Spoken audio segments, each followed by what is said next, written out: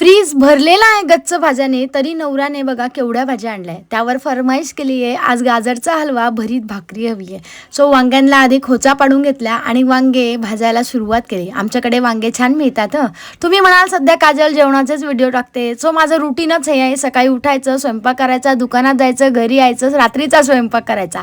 चलो असू द्या. त्यानंतर आता कोथिंबीर स्वस्त मिळते, त्यामुळे मी कोथिंबीरीची पूड करून ठेवते. म्हणजे उन्हाळ्यात कोथिंबीर महाग असली तरी आपल्याकडे कोथिंबीर असतेच. सो कोथिंबीर स्वच्छ चिरून घेतली, धुवून घेतली आणि तिला मी वाळायला ठेवलेली आहे.